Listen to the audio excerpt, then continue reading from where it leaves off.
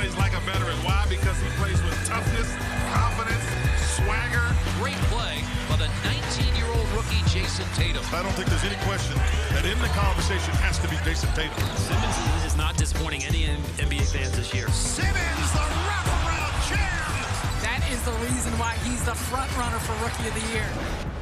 We just had one of the most debated Rookie of the Year races in NBA history with Ben Simmons out-voting, out-balloting Donovan Mitchell, Jason Tatum in a lot of years. And I'll start with you, Kevin, but best ceiling among the players 22 and under right now. Ooh.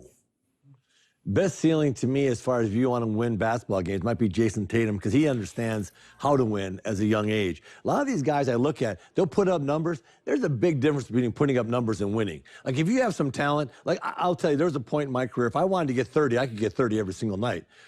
I might have done it by not throwing to Larry a couple times, not throwing to Robert, but Tatum knows how to win. Tatum can have a 15-point, 7-rebound, 4 assists, 3-steal game that you go, damn.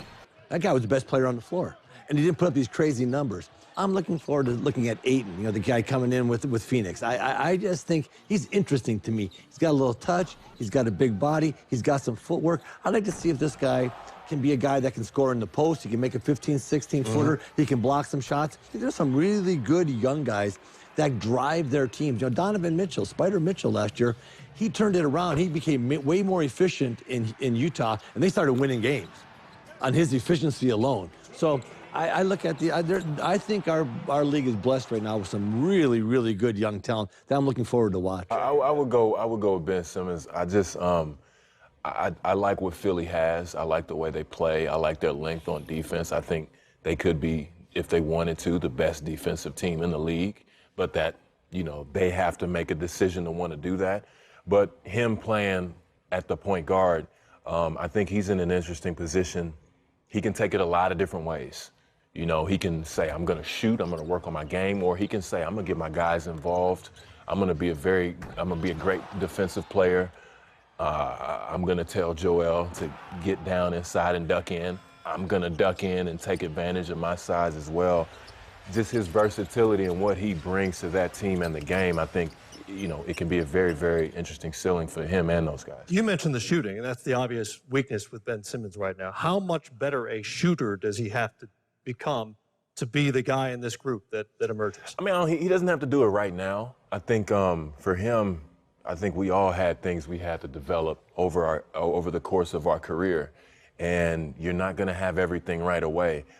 Him being creative in finding out ways to score and get his team involved despite not shooting it so well, that'll be good for him until he develops that shot. But he just has to keep working. I'm interested now to see Lonzo Ball because I've watched him in high school, grow up. I watched him in college. And then I watched his dad become a star. And so that pressure of his dad being a star, not him, and all of that influx is gone because there's a guy named LeBron James in town. So we haven't heard anything about his dad since LeBron has been in town, honestly. Like, not one word. So that allows him to develop possibly. 6'6", you know, his ability to rebound, push the ball, and find things with LeBron James. And then, and maybe not even this year, you know, with Rondo, because Rondo's a right-now guy. But I think that development will help him being around in that environment where the most important thing is the game, not what was said about the game. And I think that development for him could be special. You know, you think about these young, first of all, the great thing about the league is there's always an influx of great talent coming through the pipeline. And we certainly have that. And Tatum, who, you know, went to that great school, and I don't know if there's been a rookie that You go to North Carolina? Hey, listen, man. Went to the school in North Carolina. Hey, listen, no. Our biggest stars aren't players. We own teams now. Okay, we do too. We do too. We do too. We own teams, y'all. Y'all can play the game. We own it too. We own it. We do too. That's fine. So I'll say about Tatum, I don't know if I've seen a rookie with the skill set. A guy so young with just the step back and all the moves. He has that at such a young age. And Mitchell, what he did last year was fantastic. But I got to agree with Chris. Ben Simmons. I think he has a chance to be a transformational type of player. I think of like Kevin Durant, sort of what he does at his size. This guy's 6'10" and handles the ball. You know, I'm not saying like Isaiah, I don't want to be disrespectful, but he comes at you with the bop-bop. Right. You know, not a lot of big guys come at you with the through-the-legs crossover and can dance with the basketball. So, one, he does that. Two, like Alonzo Ball, he really tries to pass and think the game and get everybody involved. And he can dominate a game, and he hasn't even figured out how to score yet. Once he learns how to shoot the basketball, it doesn't have to be Steph Curry, it doesn't have to be a great shooter. But when he can be a good shooter and can incorporate that and have the confidence and still have the ability now to dribble and pass and find people, rebound, he's 6'10", 6, could defend. I mean, I think of you as a defender, as a big guy who could guard multiple positions. Look, all those guys are great players. I think they're all going to be all-stars and they have a chance to be special. But I mean, he has a chance to really sort of bring a different style and dominate the game in a way that we really haven't seen before. Do you think he can play a point guard his entire career? Yeah, I think so, because of what both of y'all just said about Alonzo Ball. They both are givers. They both want to help each other, right? They both want to pass the basketball. But I don't even know if Ben Simmons needs to get a jump shot. I just think he needs, right now, if he became a better foul shooter, if he got up to 80, 85, hey, you know, he's getting fouled, he's going to the basket, he's scoring, and he knows how to win. I think he's one of the guys that's playing right now, like Magic Johnson used to play, or I used to play, or Stockton used to play, where, you know, you can control a basketball game, and I think Ben Simmons can control a basketball game and not necessarily score 25 points. But at the end of the game, you look at it and say, man, this guy killed us. Simmons was at 56% last year in terms of the free throw line. Wow. Can you imagine if he's 80? If he's 80, yeah. if he's 80 or 75, right, then, you know, they probably beat the Celtics. Guys, last season, the Houston Rockets led the NBA with 1,256 made threes. 30 years ago, your Celtics led the league. Any guess how many they hit? Oh, my God. I have no idea. 271. Yeah, I was going to say, whole season. Way less. I know that much. How did you guys win? Boy. We punch inside. We got 3 points the old-fashioned way. Go to work on you, get fouled, and go to the line. Yeah. So we obviously that's been the thing the last few years, positionless basketball, pace and space. What's next? What's the next big trend coming? I mean, I think it's probably more of the same. I mean, more, you know, continuing to shoot the ball from the perimeter, less going to the basket, or at least being in the post, mid-range game, going away from that. I mean, now you're having more and more bigs who can spread the floor. You know, I remember when I came in, I played with a guy, Terry Mills, who was one of the first stretch fours. And he was, you know, just so unusual to have a guy in that role who's a big guy who shot the ball well from the perimeter. Now, if you can't do that, then you can't play. And I don't know necessarily if that's a good thing, you know, but that's the league that we're in, and I think that'll continue. Yeah, what's the tipping point? When does it change? And it's interesting, looking back even at last year, only 5 of the top 10 teams in terms of made threes made the postseason. It's not a guarantee you're going to be good playing that. No, I think everything goes in cycles in our league, and I've been around the league a long time, seen a lot of different cycles in our league. It's cycling right now, really high three. I think what's going to happen, you're going to get some low post guys that just go to work. And all of a sudden, it's all percentages, okay? The thing about the three is they call it, you know, the real shooting percentage, because you get the extra point and that stuff. You get some dude that's scoring in the paint at about 70% of the time. Olajuwon, you didn't double team Olajuwon and just let him go to work and let him shoot his little jump hook going over his left shoulder. How many of those you can make out of 10? He's going to make 9. Yeah. But that's what I was going to say, Kevin. I just feel that it's going to be a transitional player. The same way that, and really, to me, I think it's the Steph Curry effect. He was the transitional player and said, hey, at 175, 80 pounds, I could transition and change the game. There's going to be a Shaquille O'Neal type. There's going to be a Hakeem Olajuwon, a Kevin McHale type that says, yeah, if you get 10 shots, I will make 8 out of 10 from inside. So now I will change the dynamic of the game. I won't make 6 out of 10 and give you 12 points and you make 4 out of 10 and get the same. No, I'm going to make 8. And that will change the game and change the dynamic because it is a copycat league. Yep. And everyone, when the Detroit Pistons were winning, everyone's like, oh, we need 3 guards. Yep. That's how the Houston Rockets were built. Everyone copies who's winning. And when the Houston Rockets bow out early, possibly, Golden State bows out early, then all of a sudden, whoever wins, that's what people follow. It's a transitional interesting player. Because you've got Joel Embiid in Philadelphia, for instance, who has the potential. He's got the size, he's got footwork and some touch to be that dominant post player. But what does he want to do? He wants to go shoot threes. But he's a hybrid, though. He can shoot the threes, but like you said, he can also I don't know if play. he's dominant like those guys in the post. Well, I think he has to do it. I think he has to challenge himself. He's still young enough, and he's got the size. Right. And we're talking about a right hook. You know, we're not talking about a fancy move. And he has the size, the footwork, the speed and agility to, you know, possibly dominate down there. But it's on him to, I'm not saying don't shoot the 3 and handle the ball. He can do those things, but his bread and butter should be in that paint. And if he controls that paint, I mean, they've already got shooters. Yeah. He could possibly be that person right now. The other thing that I see is getting ready to happen, and Kenny, this is going to hurt you and I, right?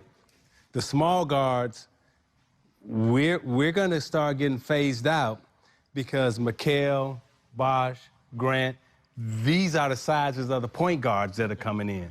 So when I came into the league, remember, Mac, they was phasing out the small point guards, right? It was Michael Ray Richardson, Reggie Theus, Magic Johnson. They even moved Jordan to the point for a year. Everybody had 6'7", 6'8" point guards, and it was very controversial to draft me at 6'1", coming, you know, I lied about being 6'1", but you know, everybody got that extra inch, right? But, you know, it's controversial to take a small guy number 2, right? And then we won. Then everybody went back to the small point guards. I see right now everybody is sizing up, and we call small ball, but everybody out on the floor is 6'8", 6'9", 7'2". It ain't small no more. I did the playoffs last year with the Philly-Boston series, okay?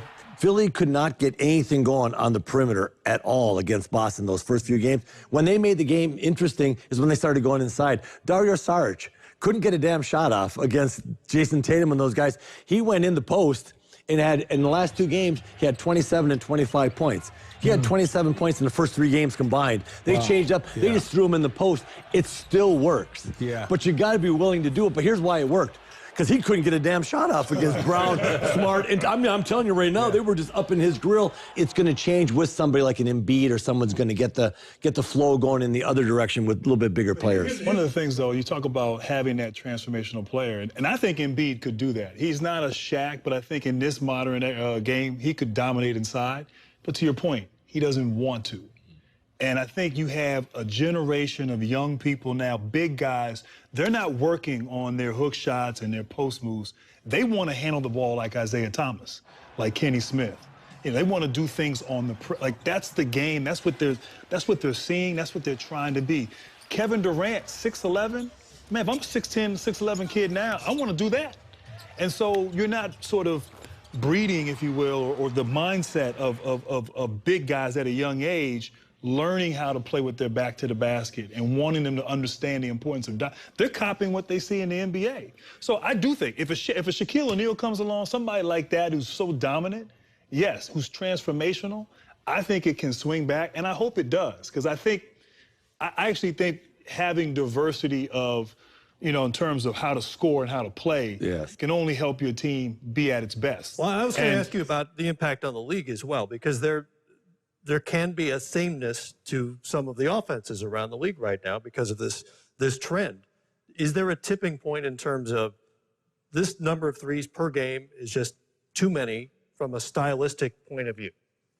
Well, I mean, my thing is I don't think it necessarily, I don't think you have to be inside out necessarily, but I think mid-range. I think being able to, you know, score at the free throw line, get to the paint, get to the rim, you know, have more balance in that regard.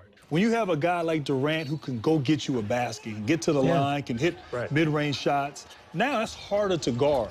Yeah, you ever go in certain neighborhoods and all the houses look the same? That's what it's starting to look like to me.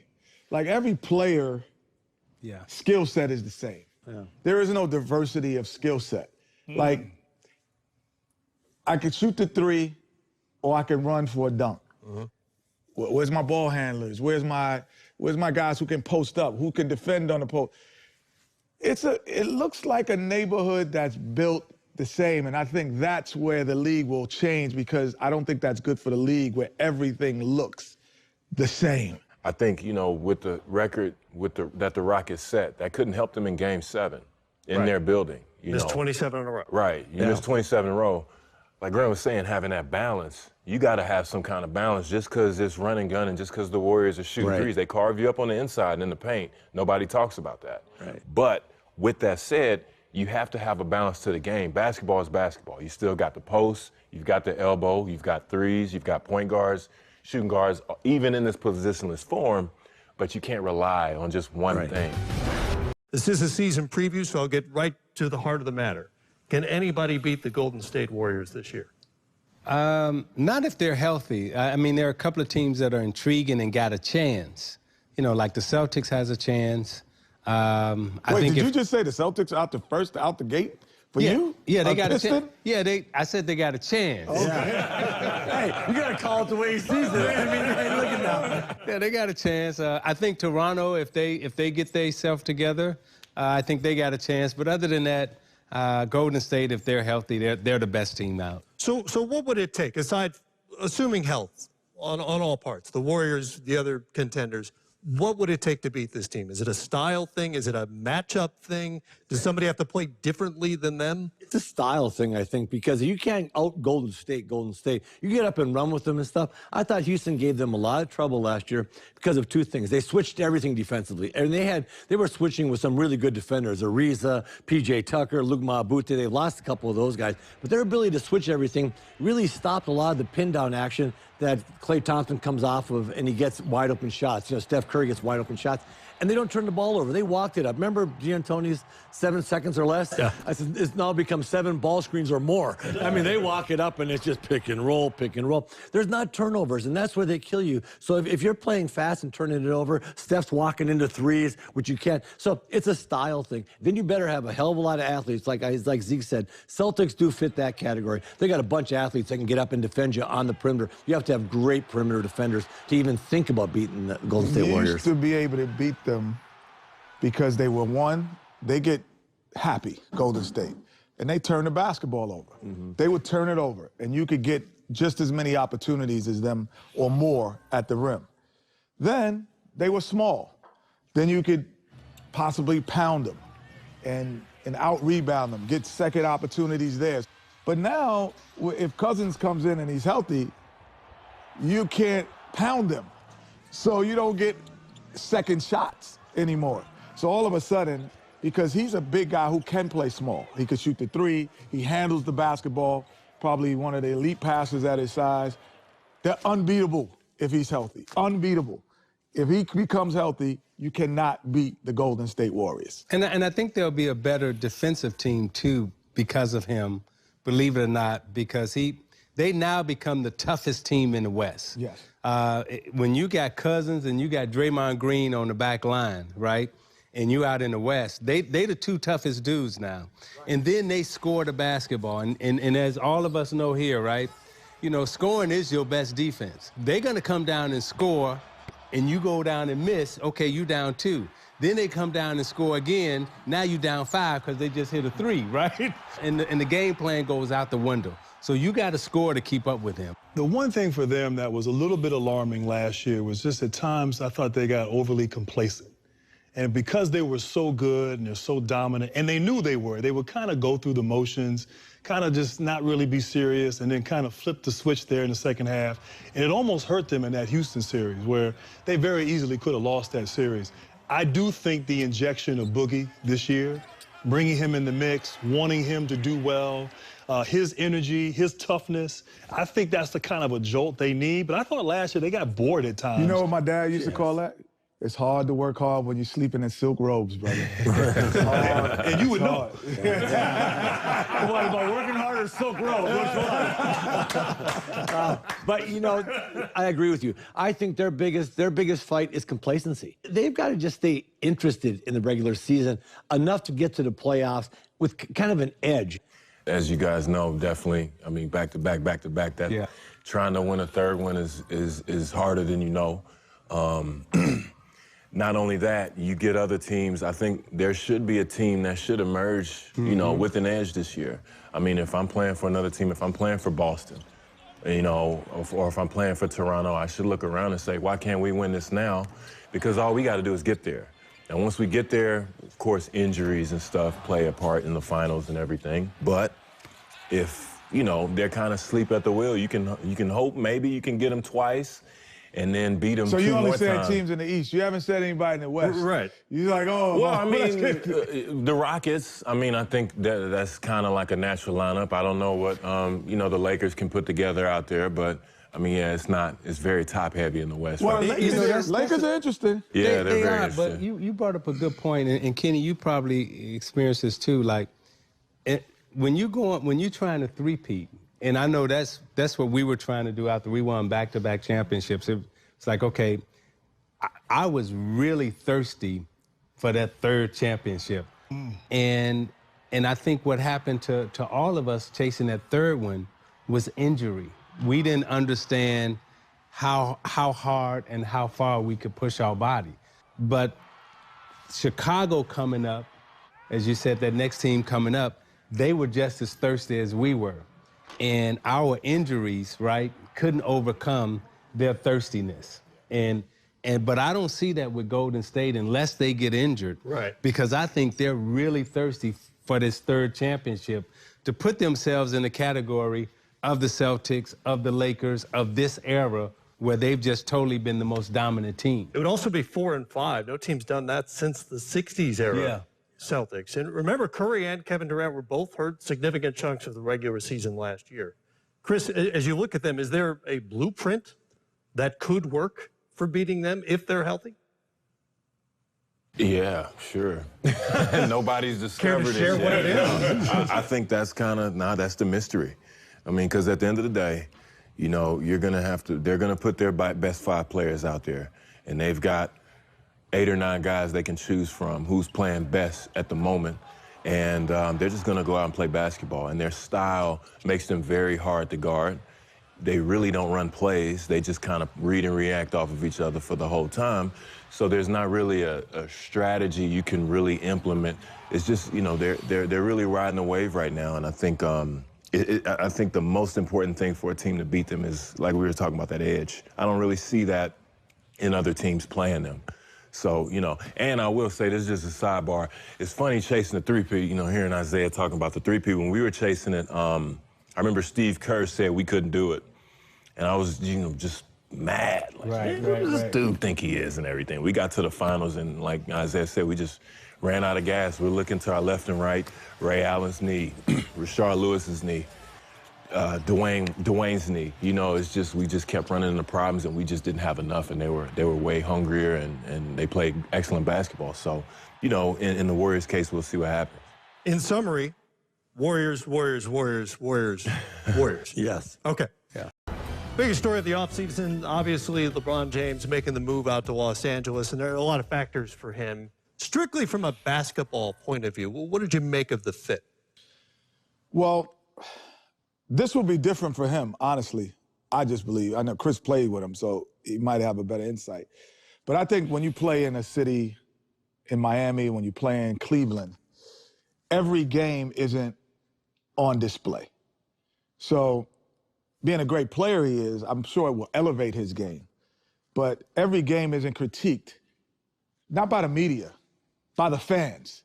So that's a different environment to be in every day, where the fans, the people who love you, they critique every play. That's different.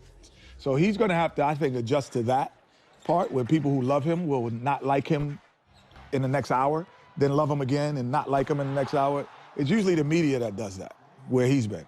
I think the one thing that they do have an advantage, obviously his experience and everything else, but I was thinking about, when Chris sitting here, the year they put in the finals, they put him at 5, and they put you on the bench for the first year, I think. You came off the bench for like a couple of games, and he played the 5. Coming back from injury. Yeah, coming back from injury. And he played the 5. In the Western Conference, he could do that. He can move to the 5 and make those centers real uncomfortable. Interesting. How do the teammates fit? You played with LeBron, obviously. Yeah, I think they have an interesting bunch of guys. You know, Rondo, the young guys. I think is handling how to be a Laker. I think for him, for LeBron, he's going to have to adjust from East Coast basketball to West Coast basketball because there is a difference. It is a lot faster. They're young guys. Are they going to be able to handle the spotlight? Because you know that thing changes, especially with a superstar like LeBron in LA. They're automatically going to be put on a pedestal. So are their young guys going to continue to get better? Are they going to compete every night? Are they going to go and earn their wins? And that's always a huge factor. You know, I think about like Kyle Kuzma. He has to have a good year because that scouting report, when that scouting report comes out, it's a totally different story. Right, yeah. You know what I mean? So it's a lot of, you know, tangibles that they have to deal with. But I think if they can put it together, it'll be very, very interesting. And just like you said, Kenny, LeBron at the 5, I mean, if they find the right 4 around that, I mean, that's pretty good. I mean, who knows what they could do. My first year I made the All-Star team, we in New Jersey, and, you know, everybody's in the locker room joking around, laughing. And then Dr. J walked in, right? And when Dr. J walked in, everybody just kind of stopped laughing. He didn't say nothing, right? He just walked in the room, but everybody just kind of fell in place. So I look at, like, the chemistry of the team, you know, with all the different, you know, attitudes or whatever that they brought together. You know, LeBron will, I think the biggest challenge for him, will he be able to blend the attitudes and the personalities together to make it one team, right? I think he has the ability to do that. But the second thing I think is going to be the most important thing for them, those young guys, right? And you can speak to this, the level of competition that they're getting ready to face every single night, right? Can they raise up and be competitive and compete at a high level for 82 games? Because you best believe for 82 games, right, everybody they play against, they gonna want to beat the hell out of them, right? and I don't know, I think LeBron's ready for that. I think Rondo's ready for that. The young guys, everybody else on that team, I don't know if they really understand what's getting ready to happen. You can't be ready. You can't be ready. Well, because they went through that whole thing. They're like, well, we played in the NBA. We play every night against these guys. Right. The difference is when you're on a good team and you played the Lakers last year, I don't have to come in with the same punch from door all the time. Yeah. Some nights, if I have it, we're going to come in from door and smack you in the mouth. But then, even if we don't smack you in the mouth, we know at some point we have it. But when you're in LeBron James Laker team now, we're coming in from door. You're seeing our best shot every time from door because we can't afford to let you hang around now. We can't let you have a 5-point game in the third quarter. No, we have to be already smacked you in the mouth. So that's a championship. That's a different attitude that's very tough to pick up, though. You know, to come in. Young kids don't come in with that because they don't understand it. Yeah. You're talking about LeBron. You know, LeBron playing the 5. LeBron scares me playing the 1, 2, 3, 4, and 5, and 6 and 7. I mean, that guy just plays basketball. Right. My biggest thing I think for him is he can allow those young guys to develop the way they need to develop. Yeah. Because man, there's like I came into a good team in the Celtics. They weren't saying go ahead and get 20, you rookie, learn how to play. They're like, we're winning this game and we're not losing because you're a dumbass. I mean, like, you know, you better figure out what we're doing. Oh, seriously. So he's got to allow these young guys to still make some mistakes and, you know, grow, but you can't allow a ton of mistakes. LeBron may have to have more patience now than he's ever had before to allow these kids. But then again, show them how to win, though. Don't show them how to put up numbers. You got to learn how to win. But Kevin, you know, you talk about patience. Great players don't really have patience. No, I ain't got time. I mean, exactly. They don't have time. Isaiah don't have time for that. Larry and Kevin don't. I mean, like, literally, he's going to have an expectation for them to get it and get it right away. Agreed. And so it's going to be interesting on the patience side. And then a couple things. Kenny, you made a great point earlier. Expectations. You know, when he went to Miami, when he went back to Cleveland, he's like the savior. You know, he's saving, he's going to bring a championship. Although Miami had won a championship prior, but it was just, And like in LA, there's an expectation that we're gonna have a great player. Right. Yeah. Like, okay, order has been restored. And so that's an interesting dynamic. But then also too, just like you said, playing with guys now who all of a sudden, a team that didn't have good shooting last year, and you don't surround him with good shooting. Right. Everywhere he's been, he's had good shooting around him. And then, you know, Chris and Dwayne and then Kyrie and Kevin, they were all all-stars when he joined forces with them. So they understood that responsibility of being an elite player. These young guys around him in LA, they have potential, but they're a long way from being at that level. So patience, to your point. It's going to be interesting to see how he manages this season and manages this team. And then, Chris, I got to ask you a question, because I thought that year that he came, you guys all joined forces in Miami. Mm-hmm. I thought until you played in Cleveland, until you went to Cleveland, it seemed like you guys didn't have an attitude of who you were. You didn't know who you were, you know, with LeBron. Yeah, well, I think it all just came in like, yeah, this is going to be fun. We're going to win basketball. Then we come in and get together. We've got our play calling. We've got everything down. And you get in the atmosphere. You can't hear anything. We're not a team yet. Yeah. We don't have, it's something that and especially me coming from Toronto, I didn't experience that stuff. Maybe LeBron and Dwayne did, but me, I was kind of stuck in the headlights a little bit. So it took at least 20 games to get that adjustment. And by then, by the time we came to Cleveland, we saw how the difference is in between being liked and disliked. And I mean a capital diss on there. One of the interesting things, and you guys know how Lakers fans are. Right. You know, patience is not in their vocabulary. No. You know, so they want to win now. The fans and the fan base, they're going to expect winning now. They're not going to have time for patience, and it does take time, you know, for teams to gel. I've always been the man next to the man.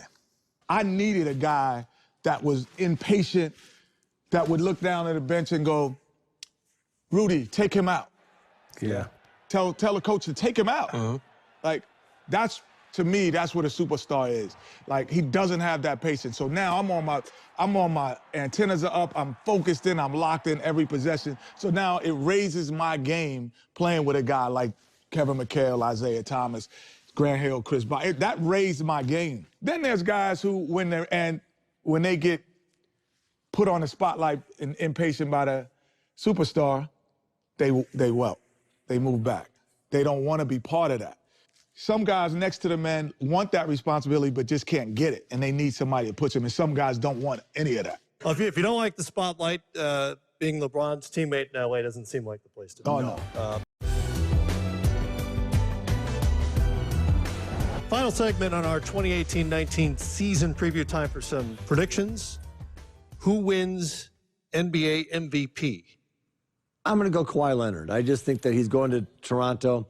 He's very quiet. I think last year the whole league, the way the whole league perceived him bothered him. It would, because I mean, he never says a word. He never defends himself. He doesn't say a word. There was more stuff coming out of San Antonio last year.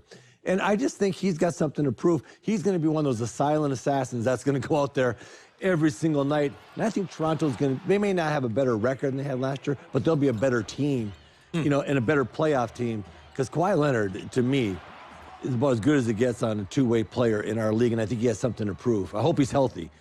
The silent part we know is going to be true. Yes. Yeah, that for sure. I hope he's healthy. I would say, I just think it will be somebody in the Eastern Conference. You know, I think between Harden, Westbrook, and LeBron, and Anthony Davis, that they kind of equal each other out. Because I don't know if any of those teams will be able to separate themselves because of Golden State as well. So I'm going to go with Kyrie Irving. Kyrie Irving? I'm going with Kyrie Irving. I'm going to echo. I got two. I think Kevin Durant, I'll start with Kevin Durant. I think he wants to establish that he's the best player in the league. Agreed. And I think he'll come out with a mindset this year to really establish that. I think he wanted to fit in with Golden State, but now I think he's ready to show, like, okay, I can get 30, 35 a night. And I think he's going to go for that 30, 35 a night. And then Kyrie in the East, like you say, I think he's going to be the most dominant player in the East, because when I look at the point guard position in the East, he's it every single Barbecue night. chicken. Yeah, I mean, it's like when I look at that little fella doing his stuff, and then I don't see nobody stepping up defensively to challenge him. So that's why I say Kyrie or Durant. Chris? Yeah, I was definitely going to go with Kyrie. I was thinking that as soon as you asked the question. He's got all the tools around him. He's in a great system. He's got a great coach. Like Isaiah was saying, the depth at point guard in the East, no disrespect to everybody, but it is not as deep as the West Coast. So that allows him to be able to rest sometimes on defense. And with the development of the young guys with Brown and Tatum, them getting another year under their belt, being on their own without him, I think him taking that step back, he can kind of see where he can affect the game better. And I mean, he's unguardable. I agree with everyone here about Kyrie Irving and Kevin Durant, but I'm going to take a different approach. I think because, in Kyrie's case, the East is so weak and his team is so good that he won't have to be great every night for them to win. And I also think Kyrie's at an interesting point. I mean, first of all, he's had some durability issues. Missed last year. I thought last year he really felt like he had to prove. He wanted to prove that he could shine outside of LeBron James, away from his shadow. And I think he certainly did that and proved that. I think now he wants to win. And I think he realizes that I need to beat Golden State. And in order to beat Golden State, I need the guys around me to be at their best. So I wouldn't be surprised if his numbers aren't as gaudy as they could be. I also think Durant, they're so good. He doesn't have, I mean, he can average 35, but I don't know if he will. I don't know if he needs to. And so to say all that, I actually think, and I'm a little bit out on a limb on this, but I think I like Anthony Davis. And I don't think his team is going to be on a limb. Just no, let you know. what I'm saying, I mean, no, when I say that, short limb. but the reason I say that is because his team is still unsure how good they'll be. But I think getting rid of Boogie Cousins, now he can really flourish like he did at the end of the season in the postseason. They'll miss Rondo. For sure. They will miss Rondo, and that's where I don't know, are they a playoff team, are they a 6th seed? I just think almost like it's time. Like I feel like this guy has kind of quietly under the radar been so good. And if his team can be good, I know he's going to put up the numbers to be in that conversation. And I think Anthony Davis. That's the question, right? If they don't make the playoffs, it just doesn't happen. You don't win MVP from Well, I mean, outside in the his postseason. case, they've got to be third. They've got to have home court in the playoffs. I mean, They're going to be a playoff Yeah. team. I'd be shocked if New Orleans doesn't make the playoffs. Well, I think he's that are they an good. 8th seed or they? No, I honestly, I tell you what, I look at the West differently. I think New Orleans has got a chance to be, you know, get home court advantage. I really do. I mean, you know, a lot of these teams out there haven't proven to me, you know, no one here can sit here and say Oklahoma City's going to be this. We have no idea what they're going to be. No, it's hard to put what's Portland going to be. Are they? I mean, and I love him. I think that's a great pick. I mean, I love that kid. Sure. I love the way they play. They got rid of Boogie and they started getting up and down the floor. I tell you what, some dudes I never heard of were getting off like this. That dude, like, you know, you're on the internet punching him up, going like, damn, that guy came out of nowhere because just the way they played, you know. And so that I like. But I also think Yeah. it was a lot because of Rondo. They were playing that They'll way miss too. Rondo. They'll miss Rondo. No question. Chris, conference finalists, East and West. East and West, I'm gonna go with. East, I'm gonna go with Boston, Philly. I mean, West, you got to go with Houston, and you know what? I'd rather see. You all want to see. No disrespect to Houston, I know how guys get sometimes when you leave them out, but I want to see LA and the Warriors. You want to see the Lakers? Oh yeah, I want to see all the old school rivalry dudes come back out and get it the going. Lakers and the Warriors? Yeah, sure, why not? There are no repercussions. That's true. So how do guys get? You know better than me. You know how that rivalry. You know, come on. You know the rivalry runs deep, and especially West Coast basketball. Let's be frank. You know, there's some old school Warriors fans from the Run TMC days back in the 80s and 90s, and there's some Showtime Lakers fans from the 80s and 90s from back in the day as well. They're still there. There's still that rivalry there, and that's one of the things that we're missing, I think, in basketball right now. It's just two teams that just don't like each other, that go out there and compete. You know what it is when they hit the court. Zeke, conference finalists. In the East, I got Philly, Boston, throwback. In the West, I got Golden State and whoever shows up. Golden State, TBD. Yeah, to be determined. Whoever shows up. You know, in the Western Conference, I think you're going to see, of course, you know, Golden State. And I don't know if Houston's going to be as good as they were last year. I just don't know. It's easy to pick them. But I look and say, you know, can there be a new team coming up? Can a Denver? Can one of these teams just take that next step up?